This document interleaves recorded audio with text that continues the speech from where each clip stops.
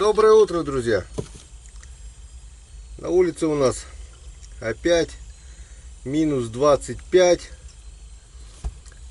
По планам было выехать ловить живца ерша, но проснулся по темноте еще, глянул на градусники, думаю, не, пусть немножко лучше отпустит.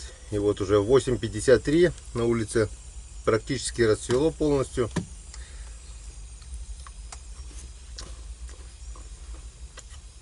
То подожду, пока потеплеет немного, и пойду лучше займусь палками, потому что сидеть сейчас ловить живца это не есть хорошо. Сделал полезное с приятным, можно так сказать, утреннюю зарядочку. Это расколол 2 чурки сушняка и пополнил запас. Вот наготовил дров на растопку, под нары сложил. Теперь это она и так в принципе сухая, высохнет, обсохнет, и как только небольшой кусок бересты, чирк, и все готово. Сегодня ночью печку подкладывал один раз, часиков, наверное, 4:30 было, прохладненько, в спальнике не застегнуто был, думал залезть в спальник, а не, думаю, протоплю и заодно посмотрю градусник. Посмотрел, минус 25. Никуда я не пойду.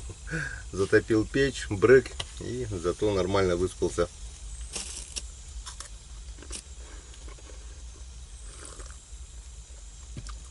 Свой кайф в этом весь, жить в избе одному, потому что, как ни крути, когда вдвоем, нет такой идеальной тишины, которую ты услышишь тогда, когда живешь в избе один.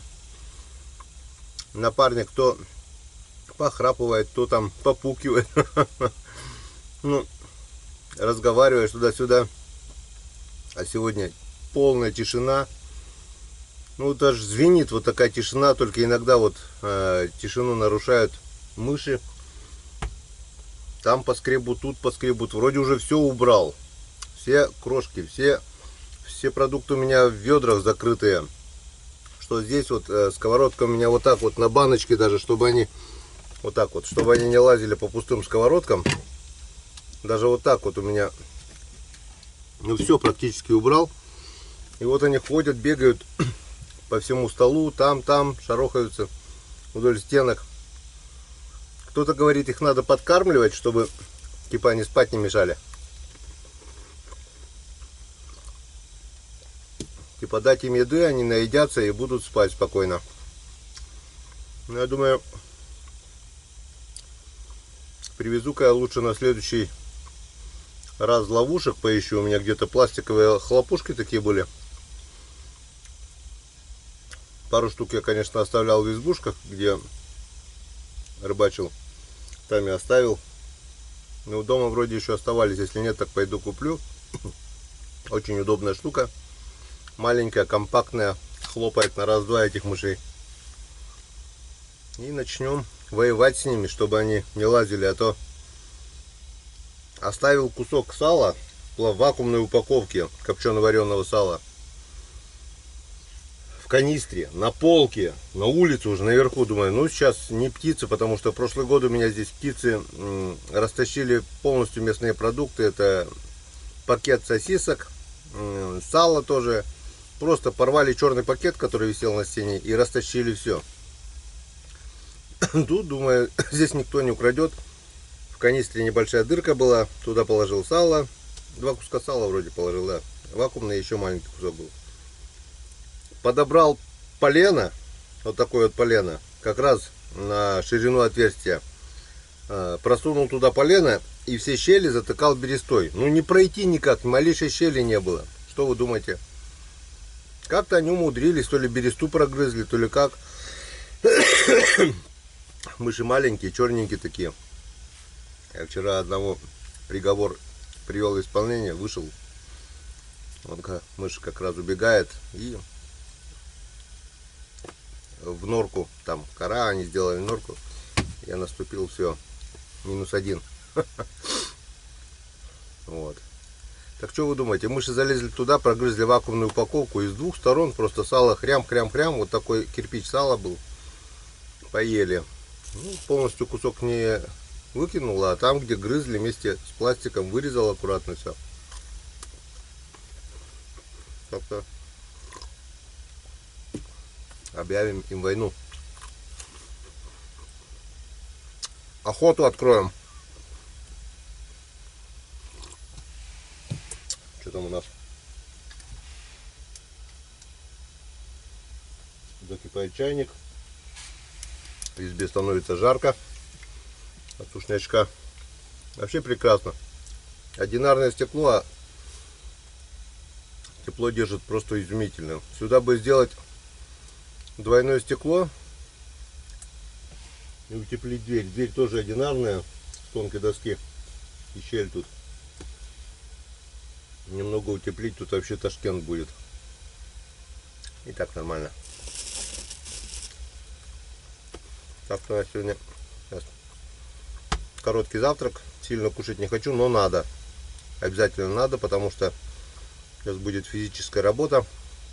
Когда работаешь, не мерзнешь. Главное, чтобы ветра не было. Пойду отдалбливать палки, проверять. Силы нужны. И для этого надо немножко покушать. Скорее всего, мой завтрак сегодня будет также макароны с поджаркой, скорее всего. Банки пока консервы открывать не буду. Надо доедать то, что в контейнерах. Ну и встречаемся на реке. Вчерашние проверенные крючки дают надежду. Глянем, пошла ли рыба шевелиться с морозами. Конечно, надежда на налимов, потому что, ну, как говорят, кто как говорит, Костя говорит,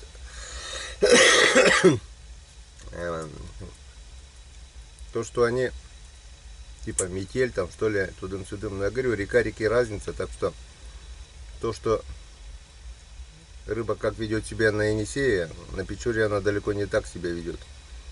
Печора и Енисей — две разные реки. И повадка у рыбы, и аппетит, и вообще все совершенно разное. Может быть, в низовьях Печоры, там, где она ближе к морю, да, может быть что-то похожее. Вон Дима Канев тоже ловит крупных налимов, там ему без проблем. Там, потому что Печора ближе к морю. Я точно знаю, что в Усть-Цильме даже там сам в низовьях, где река широкая, глубокая.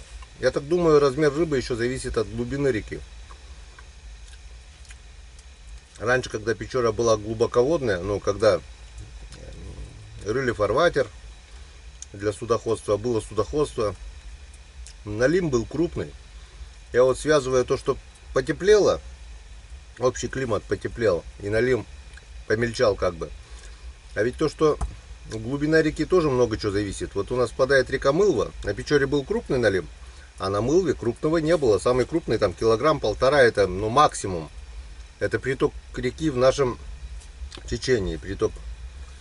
Ну, вот весь налим такой небольшой. Теперь у нас на Печоре такой стал. Крупный налим стал в редкость. Может, это связано все-таки с тем, что Печора стала мельче. Нет ям таких, нет глубин.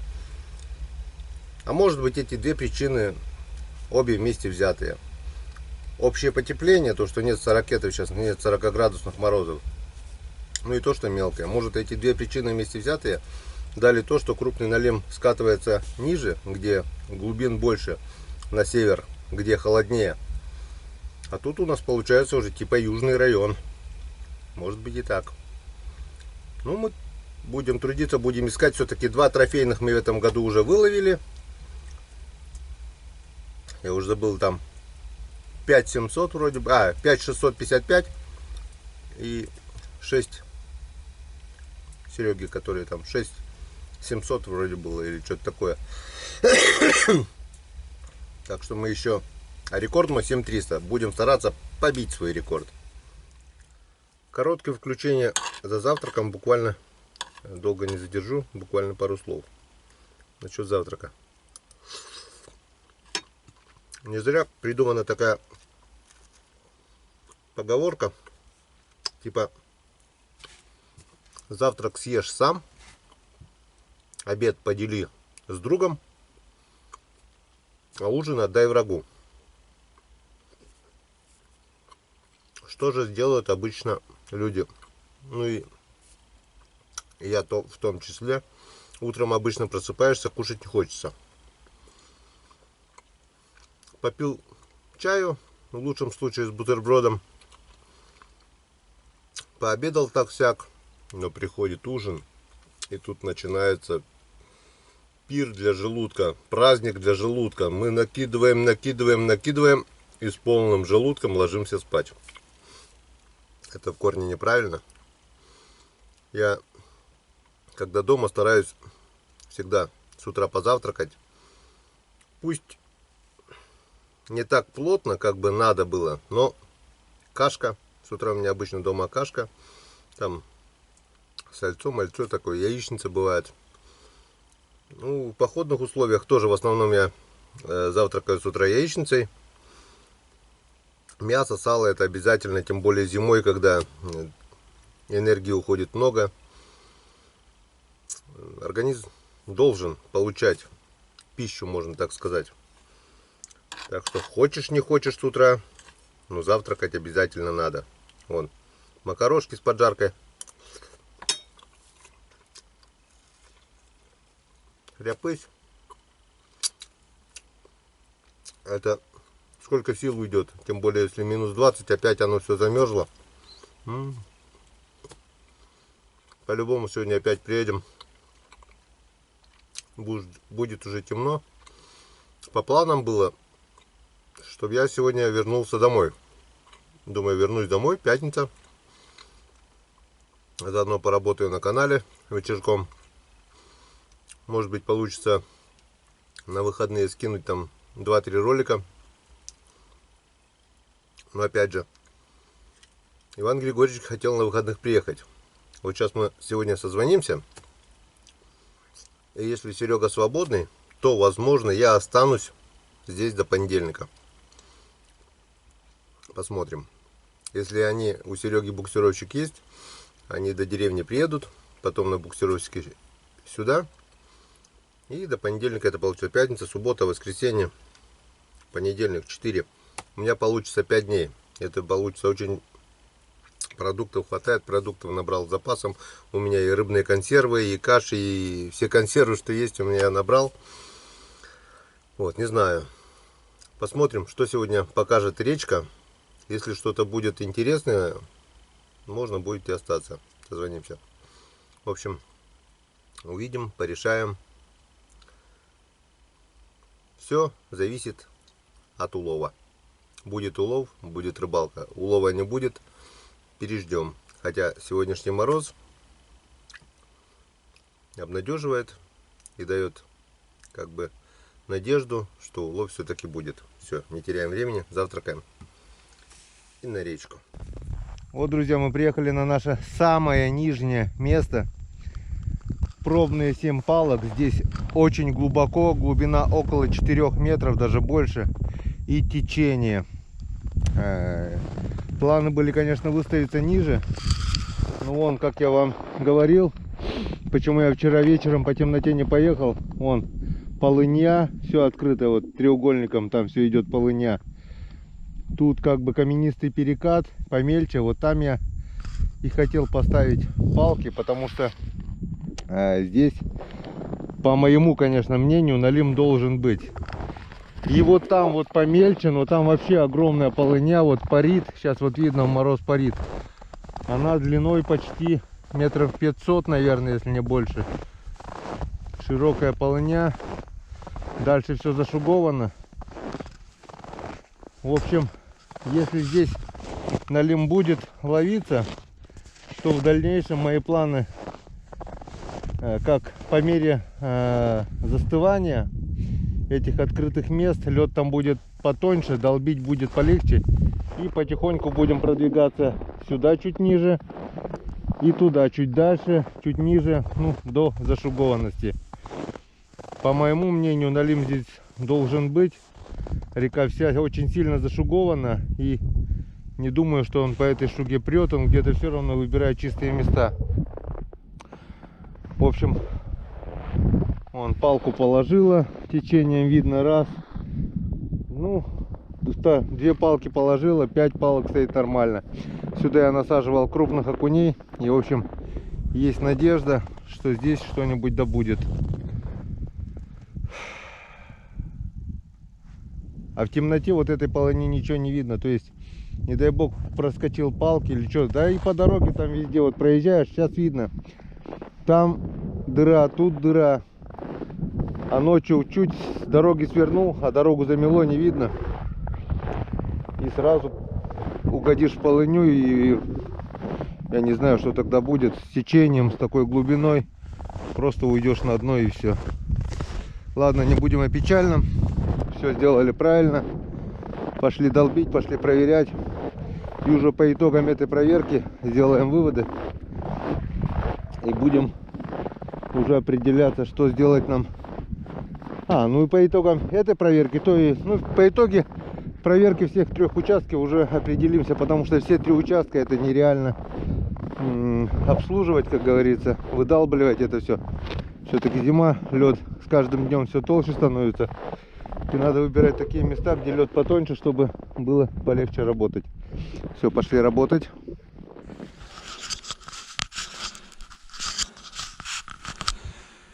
Так, первая палка, вот она буквально рядом с берегом, но тут приличная глубина. Я не хотел сюда ставить палку, но мы Серега здесь первые 3 палки поставили. Говорит, давай попробуем, здесь коряжники должен быть налим. Ну, не знаю, как насчет налима, но первую проверку был здесь зацеп. И оборвали крючок. С Григорьевичем проверяли тогда по темноте. Посмотрим, что на этот раз. Посмотрим. Потому что мы сюда цепляли вроде бы крупного окуня.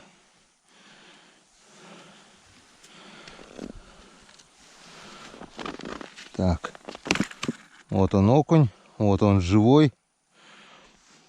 Никто его не съел. Налима, значит, здесь нет.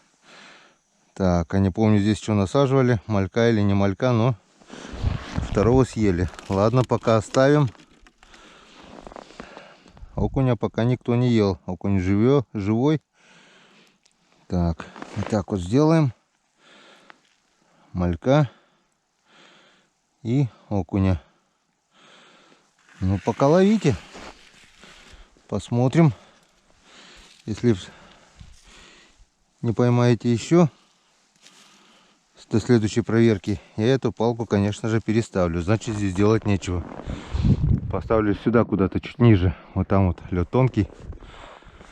Так, ну что, поехали дальше. Так, ну здесь, конечно, надежды никакой. Палку подняла вверх. Вон какая глубина здесь. Вон, 4 метра, наверное. Длиннющие толстенные палки. Даже больше, наверное. Вон. 1, 2, 3, 4. Ну да, где-то 4 метра.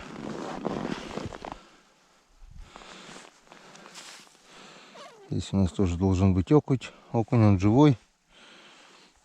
Ну, говорю, здесь, наверное, палку подняла. Никто возле льда их есть не будет. Так, тоже пока устанавливаем, оставляем. Смотрим дальше.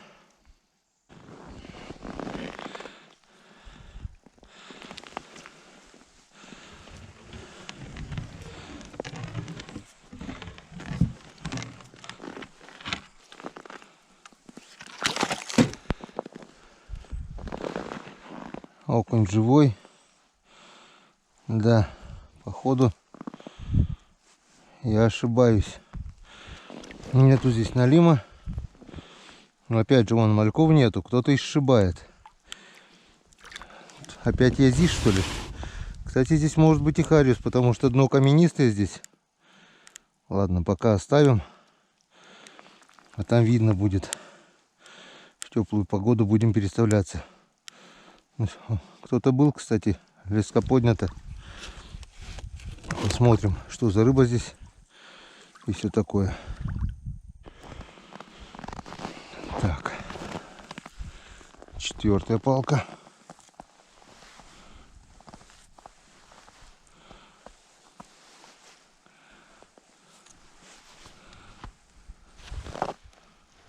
Никого. Окунь живой. Мальков, конечно, наверное, стащили. Нет, даже малек живой. Все понятно, здесь рыбы нет. 100% надо переставлять. Так, пятая палка. Сильно даже не отдалбливая, потому что все равно решил переставить. Если на 4 палках живой окунь и нет рыбы, то здесь навряд ли уже будет что-нибудь. Хотя что-то здесь есть. Он раз налим. Ух ты, и 2 налим. Ну вот как так, а?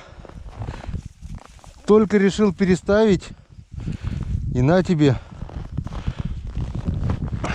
двоечка сразу налимов. Вон. Понятно, переставляем эти оставляем. Вон, этот налим попался на окуня. Съел вот такого вот окуня. Говорят, на окуня налим не клюет. Еще как клюет, здорового окуня. А этот налим попал на налима. Вон, с рта торчит маленький налимчик. Я вот их мелких оставляю, которые попались. И вон на них получается налим. Так, я забыл крючок. Ну вот этот где-то грамм на 400. Этот по-любому полторашечка. По-любому. Он здоровый, толстенький такой. Он не длинный, но толстый. Так что налим здесь есть. Только что говорил, даже дырку большую делать не буду. Потому что буду переставлять. И вон, пожалуйста. Так. Получается, палки мы оставляем. Просто дальше сейчас продолбим и посмотрим, какая что глубина с разведкой. Просто буду долбить и палкой смотреть, какая глубина. Если глубина будет уменьшаться, то, пожалуй, даже сегодня я сюда выставлю несколько палок. Ну, Янцекадан. Начало есть, и начало неплохое. Вот такой вот налимяка. И каннибал. Он попался на маленького налимчика. Так что, если ершей нету у кого и попадают мелкие налимы, оставляйте их на крючке, и будет вам удача. Они любят мелких налимчиков. И второй попался на окуня. Он окунь торчит. Насаживал окуней довольно-таки немаленьких. Он и сработало. Янцекадан. Отлично. Так, на этот раз я почистил как полагается, потому что рядом налим попал. Значит, вполне возможно, что и здесь тоже есть налим. Вон, смотрите, глубина и течение что делает. Какие длинные палки. И колбасит их течением. Но тоже они, тут надо, чем ровнее, тем лучше. Палка кривоватая из-за этого. Так, смотрим. В надежде на крупного налима. Смотрим. Ну, когда надеешься и ждешь, обычно хрень что бывает. Вот, все верно, так и есть. Никого. Но окуня съели. Он маленький налимчик. Вот обычно я его оставляю. И на него, как вы видели, попадает крупный. Так что мы его также оставляем. И будем ждать крупного налима. Так, ну вот и 7-я палка. Здесь тоже нет надежды, не потому что я думаю, что здесь налима нет, а потому что, вот, как вы видите, палка была поднята. И живцы получились кверху. А налим поверху не плавает. Налим плавает возле дна. Вот все так и есть. Мальки живые. Просто их никто не увидел.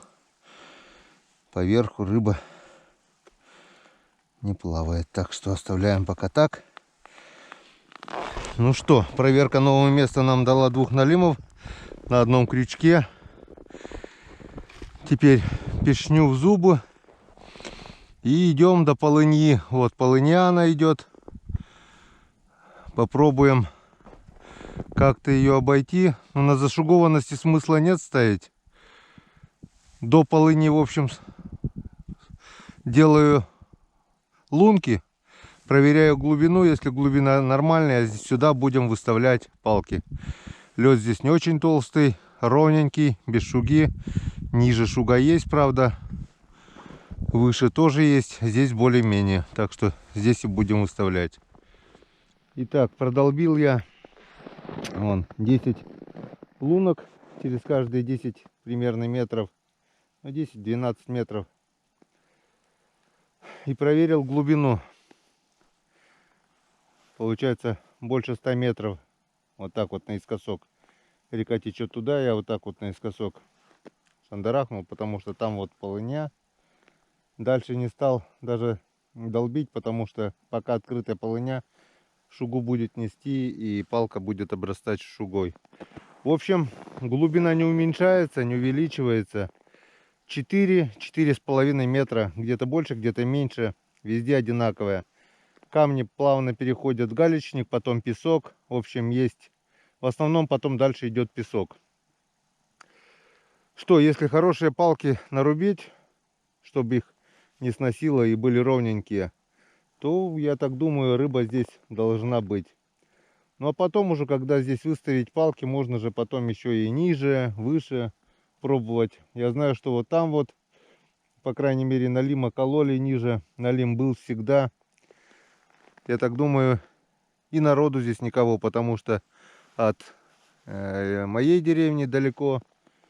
Ну и от нижней деревни тоже далековато, потому что, да и там, зачем куда-то ехать, там рядом с деревней прямо. Там два рыбака-то рыбачат, там это все, ничего страшного. Здесь я буду, пока никого нет, один. Ну и посмотрим, будет ли здесь рыба. В общем, следующий заезд будем конкретно уже останавливаться на этом месте. Ну а пока пошли проверим те места, которые насадили вчера мальками, пока не стемнело. Один участок до темноты, я надеюсь, успею проверить, потом обед, и следующий уже будем проверять по темноте. Поехали. Так, друзья, решил показать вам об опасных местах, что я вам говорил. Вон река, течение идет сюда, вон видите, полыня в 30 метрах от меня. Там дальше полыня. Ну вот здесь везде они вот. Вон слева полыня. Река бьет сюда и потом резко поворачивает и бьет сюда. Тут получается удар реки. И дальше идет уже более спокойное течение. Но вот в этом месте очень тонкий лед. Он буквально сантиметров 7-8. Я сюда специально поставил палку, чтобы как ориентир. И вот уже вот здесь опять вот полыня. Вот видите, там даже выдра заходила, следы выдры. То есть вот сейчас вот это все припорошит снегом, тонкий ледок. И оно будет как бы преть всю зиму. Оно даже не закроется 100%. Я боюсь, как бы вот здесь вот не размыло. Потом со временем зимой, я не знаю, по берегу тоже никак там все зашуговано. Ну я так думаю, если постоянно ездить, дорога-то будет намерзать. Будем следить. Главное вот здесь вот не ошибиться. Когда вот эти полыни тонким ледком замерзнут и потом закидает это все снегом. Ну а сюда я не просто так поставил ориентир, поставил и крючки на мальков, хотя не знаю, надежды никакой, на таком течении навряд ли рыба живет, но посмотрим, чем черт не шутит.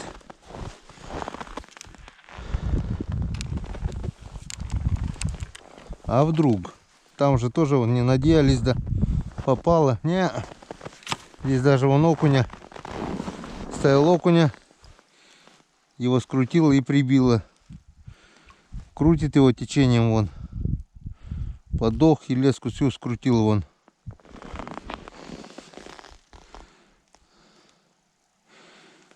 Очень сильное течение. Тут смысла нету, просто чтобы не долбить каждый раз.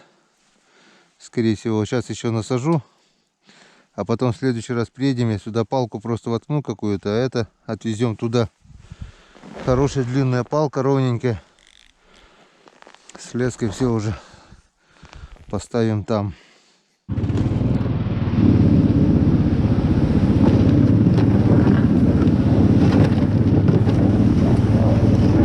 Так вот все пробивали дорогу через такие вот торосы. все зашуговано. Вообще река встала в этот год не пойми как. Вот когда первый раз с Серегой ехали, тут шаг за шагом все вырубали. Вот. А там вот не поедешь, потому что там уже лед очень тонкий.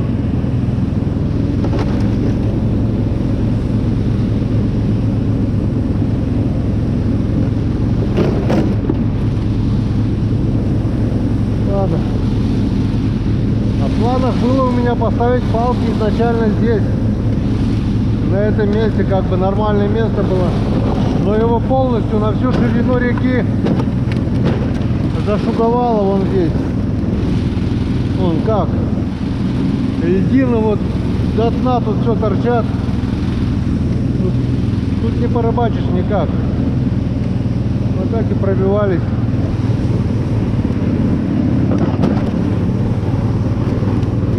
Ладно, давайте встречаемся на среднем уже получается участке, который раньше был просто нижний. Надеюсь, что-нибудь да попадется. Поехали.